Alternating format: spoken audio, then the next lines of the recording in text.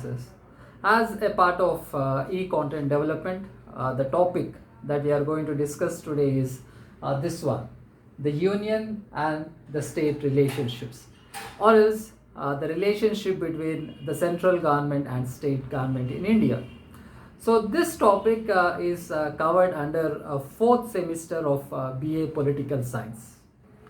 Now here, if we have to understand about the union and state relations in India, or what type of the relationship that exists between the central government and the state governments in India.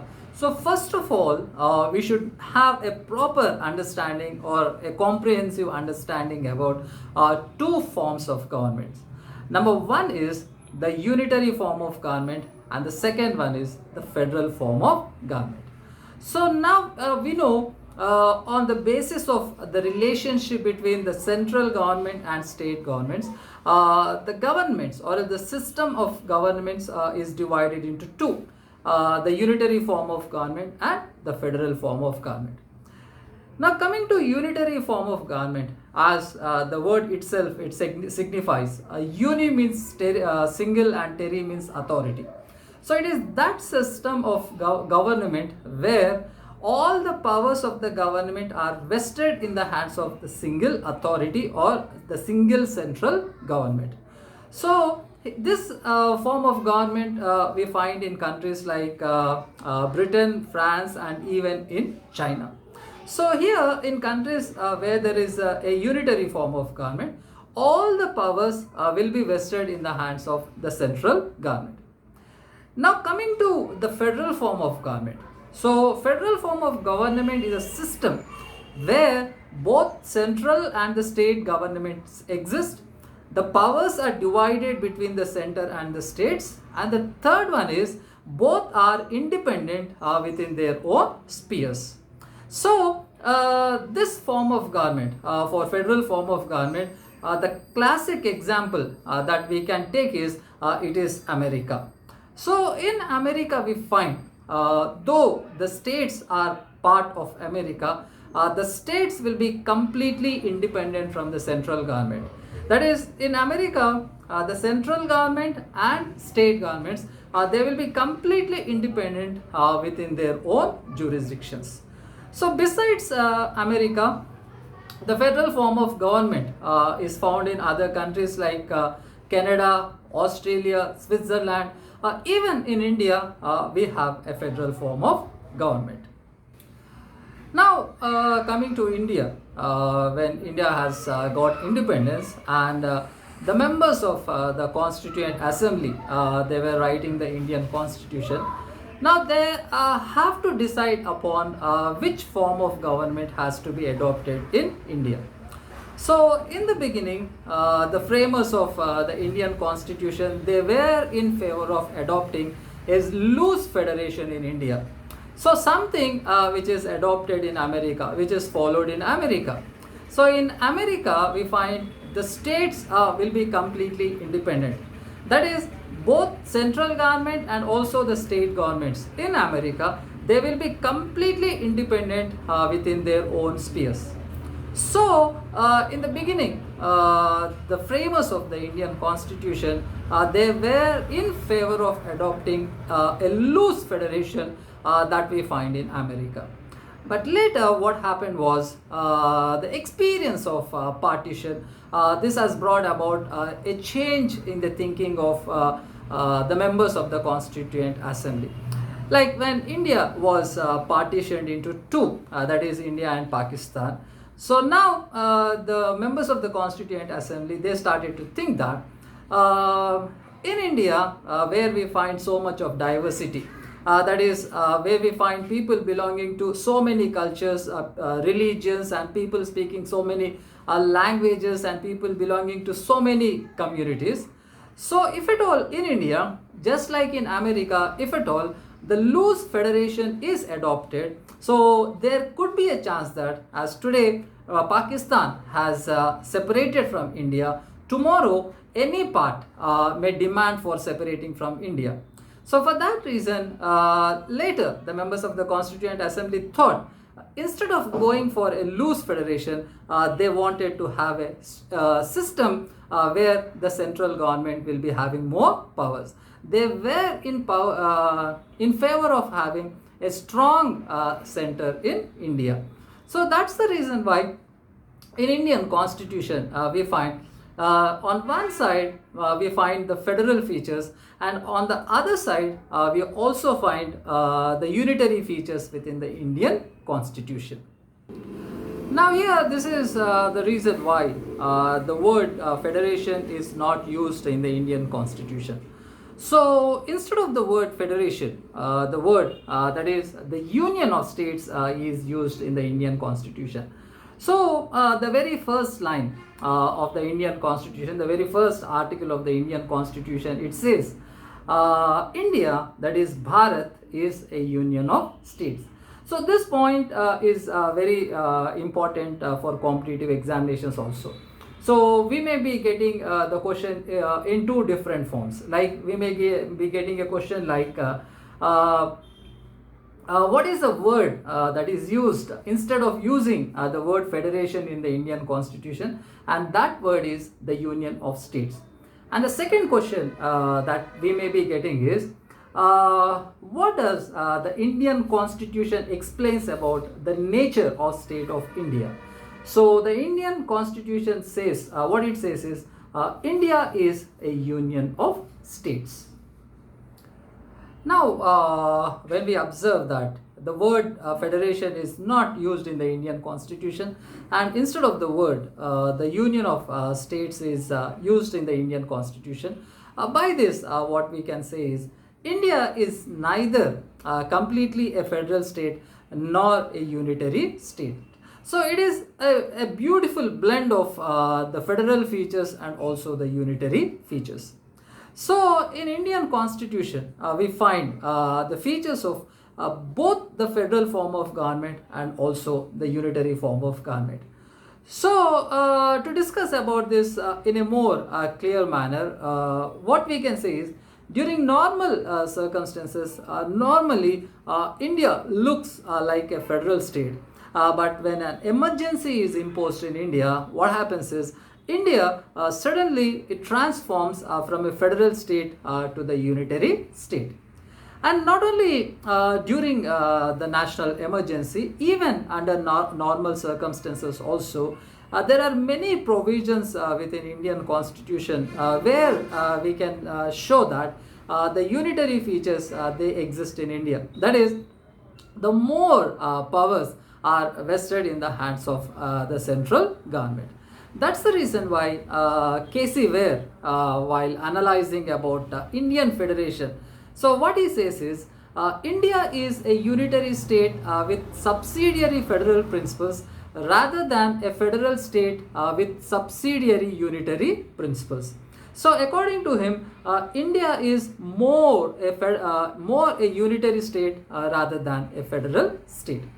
So to understand the relationships between the central government and state government in India, so we have a unique model which distinguishes this from the federation that is adopted in America. So for that reason, in India, if we have to understand about the union and state relationships, here we have to understand about the three kinds of relationships that exist between the central government and the state governments. So they are the legislative relations, administrative relationships, and financial relationships. So under these three aspects, that is the legislative aspects, administrative aspects, and also the financial aspects, so we will try to understand about the relationship between the central government and the state government. So coming to the legislative relationships, they are explained from article number 245 to 255, and administrative relationships, they are explained between article 256 to article number 263, and financial relationships are explained between article number 264 to article number 293. So here in this particular class, we will be confining to the legislative relationships between union and states. And now coming to the basics of the legislative relationships between the union and states in India. So this concept of Indian federation, the system of federation that we have adopted in India, this concept we have borrowed from the Canadian Constitution. And the division of powers, the concept of division of powers between the union and states. So this is mainly taken from the Government of India Act 1935. So the Government of India Act 1935 is the main inspiration for the division of powers between union and states in India. And now coming to the legislative relationships between the center and states. It is part 11 of the Indian Constitution that explains about the legislative relationships from article number 245 to 255. And coming to the division of the powers between the union and states into three lists, that is the union list, state list and the concurrent list. So this is explained in 7th schedule of the Indian Constitution. Now coming to the legislative relationships between union and states, what it means is we know every government will consist of the three organs, and the representative organ of the government is the legislature. So what is the main function of legislature? As we know, the main function of legislature is to formulate the laws. But in a federation, a federal system of government that we also have in India, here we find that here there will be the governments at two levels, at central government and also the state governments. So when there are governments at two levels, automatically we find there will be two legislatures. The legislature at central government level, which is called as parliament, and the legislature at the state government level, which is called as the state legislature. So when the legislatures exist at two levels, at central government level and the state government level, so normally the function of the legislature is to make the laws or else to formulate the laws. Now, to bring a clarity between the central government and state governments, and on what items the parliament has to make the laws and on what items the state legislatures have to make the laws, the Indian Constitution has divided the powers into three lists. And those three lists are the union list, state list and the concurrent list. Now here, what are the items that have to come under the union list, state list and the concurrent list? So here we can take one of the statement which is given by Professor Daisy. So what Professor Daisy says is, whatever concerns the nation as a whole should be placed under the control of the national government, and all the matters which are not primarily of common interest should remain in the hands of the several layers.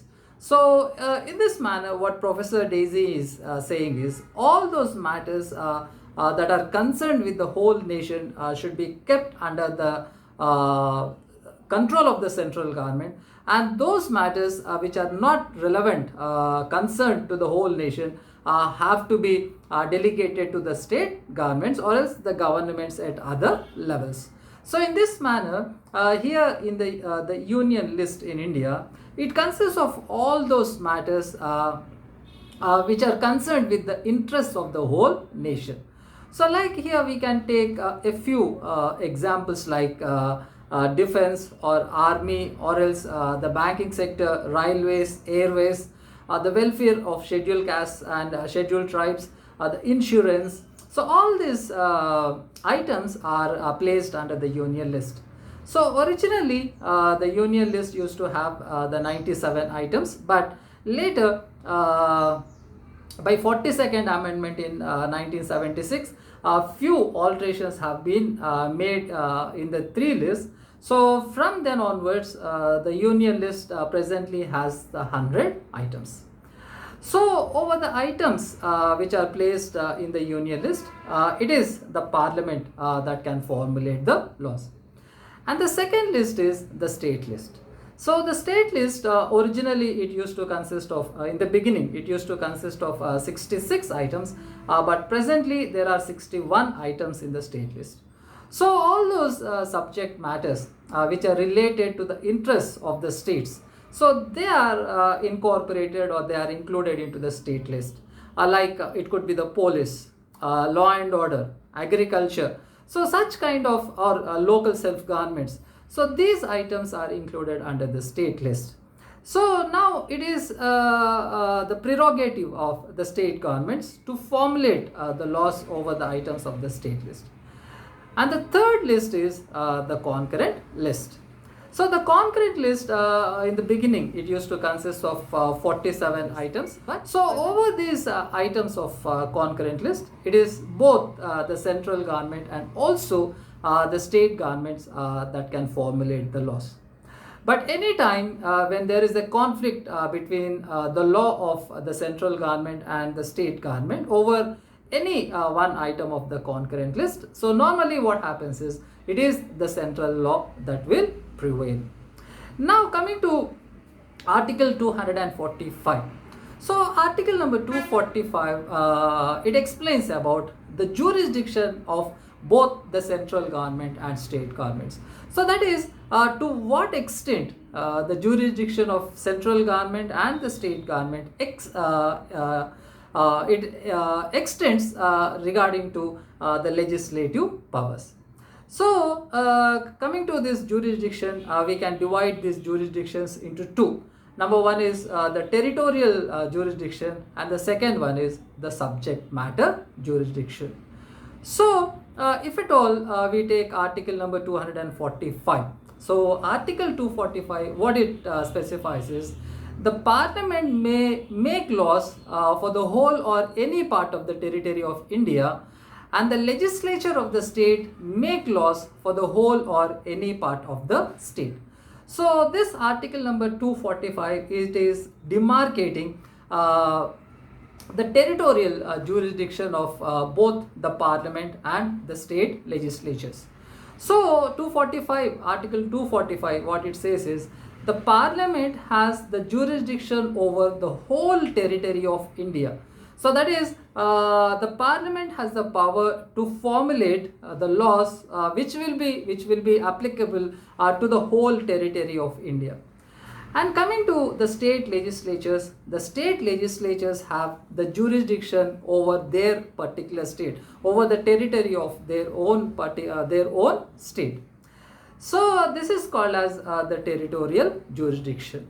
And if we take up the next provision in article number 255, that is clause 2, what it says is, no law made by parliament shall be deemed to be invalid on the ground that it would have extraterritorial operation. So here we find the parliament even has the extraterritorial operation. What it means is the parliament, the laws which are made by the parliament, they are not only limited to the territory of India, but sometimes the parliament, the laws which are made by the parliament, they can be extraterritorial. Now what it means by extraterritorial is the laws made by the parliament, they can even cross the borders of Indian territory. Like when some situation arises wherein Indian companies or Indian business they operate in other countries. So what happens is because Indian government has an authority over the companies which are established or is functioning, the companies which are functioning in other countries. So for that reason, Indian government has the power to make the laws to regulate those companies which are functioning in other countries. So this is called as extraterritorial jurisdiction. So it is the parliament that will be having the extraterritorial jurisdiction, but whereas the states do not have the extraterritorial jurisdiction. Now regarding this issue of article 245, whether this is an absolute right or not. So that is the right of the Indian Parliament to formulate the laws for the whole of the territory of the country. So, whether this particular right of the Parliament, which is provided according to Article 245, whether this is absolute or not. So, here we can say this is not an absolute right. Why? Because there are certain instances where we can show that there are certain limitations over the powers of the Indian Parliament in formulating the laws for the whole territory. Like, for instance, if we take article number 240. So, what this article number 240 says is the president can make suggestions for peace, progress, and good governance of union territories of Andaman and Nicobar Islands, Lakshadweep, Dadar and Nagar Haveli, and Daman and Diu. So, regarding these union territories, the president can seek modifications within the laws which are passed by the Indian Parliament. But when these union territories they are provided with the legislatures, or else the Parliament makes a law providing the legislature to any of the union territories, then the president will cease to have this particular power. And even the fifth schedule of the Indian Constitution, which deals with the scheduled areas. So, even according to this particular schedule also, we know that there are 10 states which come under this particular category, and the governors of these states, they also can seek modifications regarding the laws that are passed by the Parliament in relation to the scheduled areas. And next, coming to the sixth schedule of the Indian Constitution, that deals with the tribal areas, that deals with the states like Assam, Meghalaya, Mizoram, and Tripura.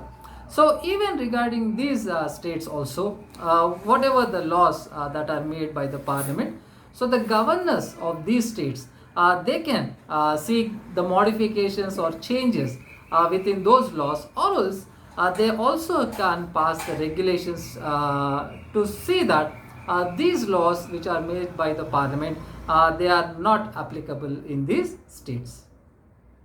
So here this way, article number 245, it demarcates the jurisdiction of both central government and also the state governments. So it demarcates the jurisdiction of central and the state governments on according to two categories. First one is the territorial jurisdiction, and the second one is the subject matter jurisdiction. So next, if we come to article number 246, it says is the Parliament has the exclusive power to make laws with respect to any of the matters enumerated in list 1 in the 7th schedule of the Constitution. So here list 1, it means nothing but it is the union list.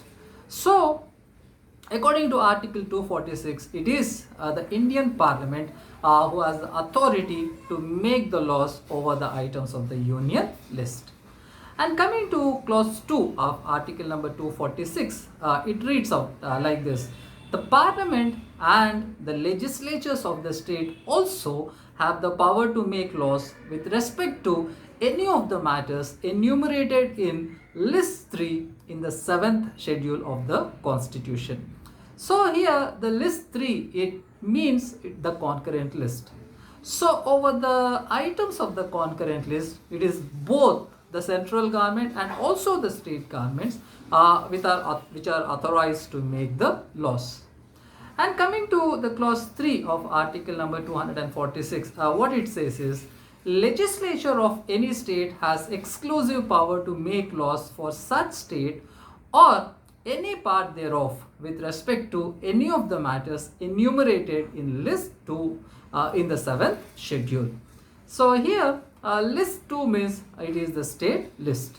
So over the items of the state list, it is the state legislatures which can formulate the laws. So in this manner, the powers are divided between the center and the states according to article number 246. And now coming to the priority of importance to the union list, state list and concurrent list. So here, when there is a clash between the union list and the concurrent list, the union list will prevail over the concurrent list. And when there is a conflict between the concurrent list and the state list, it is the concurrent list that shall prevail over the state list. So why? Because we know over the items of the concurrent list, it is both the central government and the state governments which can make the laws. That is, it is both the parliament and also the state legislatures that can make the laws over the items of concurrent list. But anytime there is a conflict between the central government and the state governments over any particular item of the concurrent list, that is, a situation has arisen wherein over any one particular item of the concurrent list, both the parliament and also the state legislatures legislature has made a law. Then what happens is when there is a conflict between the parliament and the state legislature, the law which is made by the parliament will prevail, and the law which is passed by the state legislature will be considered as void. So in this manner, over the items of the concurrent list, the parliament will have the precedence. And now coming to article number 247. So what article number 247 says is, the parliament may by law provide for establishment of any additional codes for better administration of laws made by the parliament, or of any existing laws with respect to the matters enumerated in the union list. Now coming to article number 248, what it says is, the parliament has the exclusive power to make any law with respect to any matter not enumerated in the concurrent list or the state list. So that means those items which are not enumerated or included in the concurrent list or state list. So over these items, the parliament can make the laws. Now what are these items? So what are these items? It is nothing but the Indian constitution, it specifies only three lists: the union list, state list and concurrent list. But anytime any subject matter arises which does not come under the union list, state list or concurrent list, it will be understood as if it comes under the residuary list. So whatever the items that comes under the residual list, it is the parliament which can formulate the laws. So in this manner, here we can say that we can conclude saying that the parliament has the power to formulate the laws over the items of the union list, over the items of concurrent list and even over the residuary items. So in this manner, the legislative relations between the center and states, they are divided into three lists. So over the items of the union list, the parliament can make laws. Over the items of the state list, the state legislature can make the laws.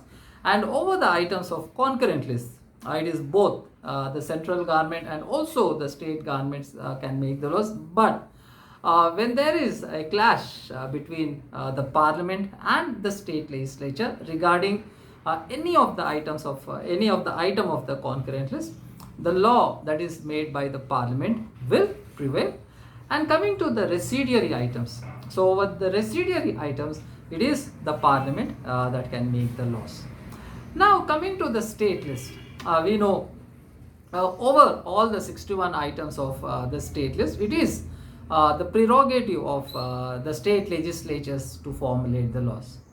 But there are many circumstances which are provided according to the Indian Constitution, where the parliament is given the authority to formulate the laws even over the items of the state list. So now here we will see what are the circumstances under which the parliament will make laws over the items of the state list.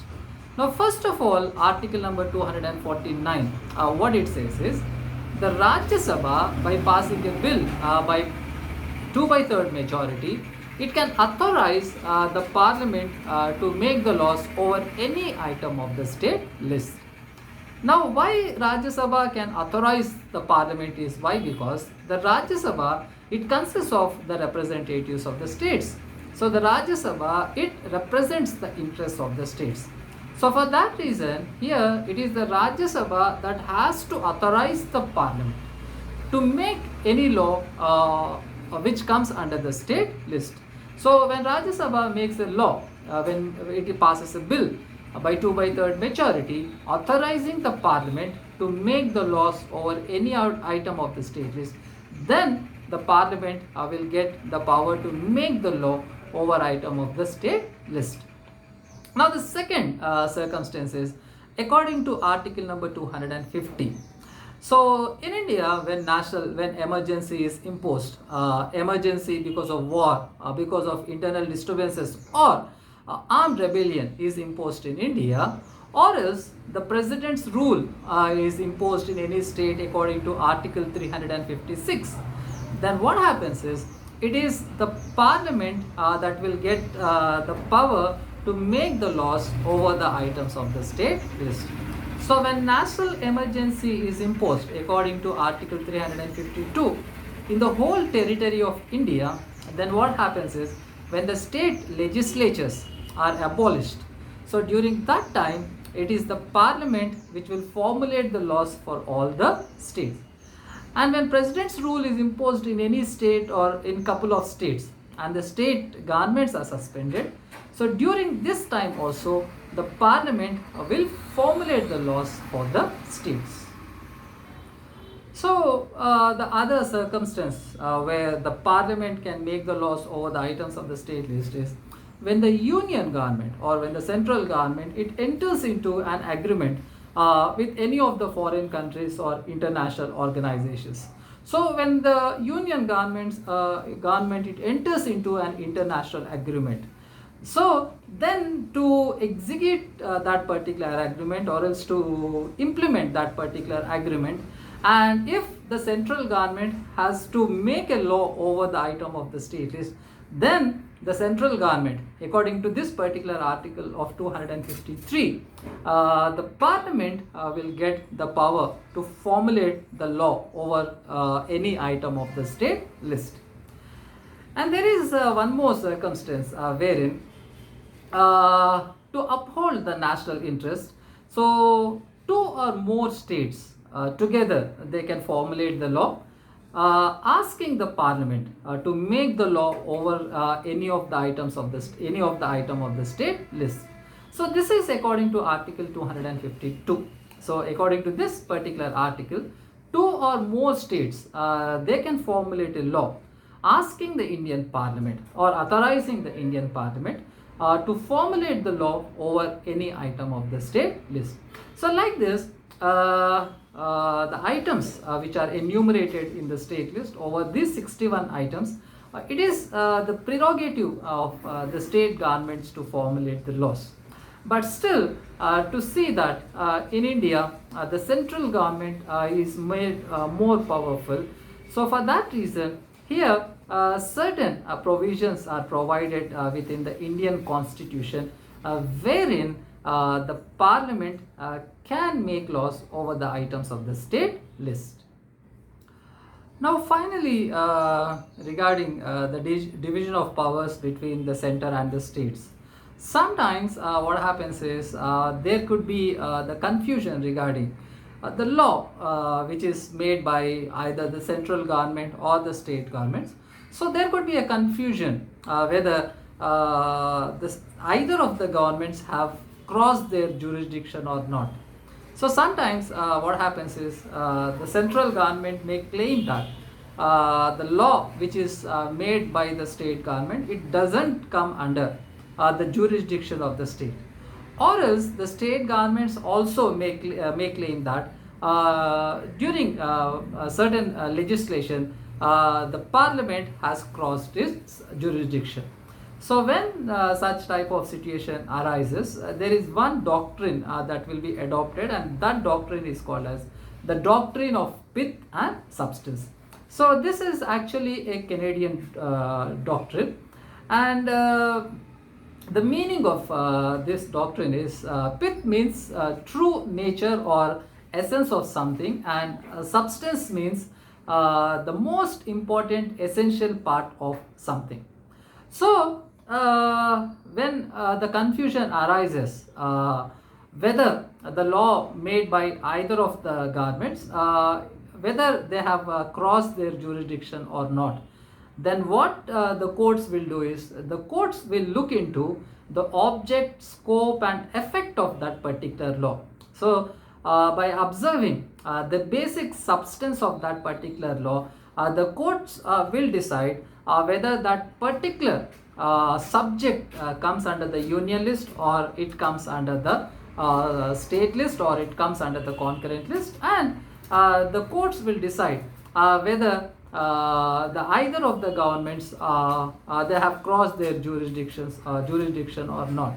So the best example for this pith and substance doctrine we can take is the Praful Kumar versus Bank of Commerce case. So wherein there was a conflict between the government of Bengal and also the central government. There was a conflict between the state government and the central government. So this was the law which was related to money lending. So when the Bengal Money Lending Act was passed in the year 1946, so money lending was a subject that comes under the state list. But this particular act, it involves the aspect of the promissory notes, and this aspect of promissory notes, this subject of promissory note, it comes under the union list. So the central government has an objection that the law that is made by the state government has crossed their jurisdiction. So because the central government's claim is that the topic of the subject of promissory notes, it comes under the union list. So when this particular issue has arisen, so the courts have decided that they have decided this particular case on the basis of this doctrine of pith and substance, and by looking at the object, scope, and effect of that particular law, by looking at the basic substance of that particular law, the courts have decided that this subject matter, it comes under the state list, and in this manner this particular case was solved. So here we discussed about the legislative relations between the center and states. So in this class we discussed about what kind of federation that we have in India. So what were the reasons to adopt to the both the federal and also the unitary features in the Indian Constitution, and later we discussed about what are the legislative relations between the union and states.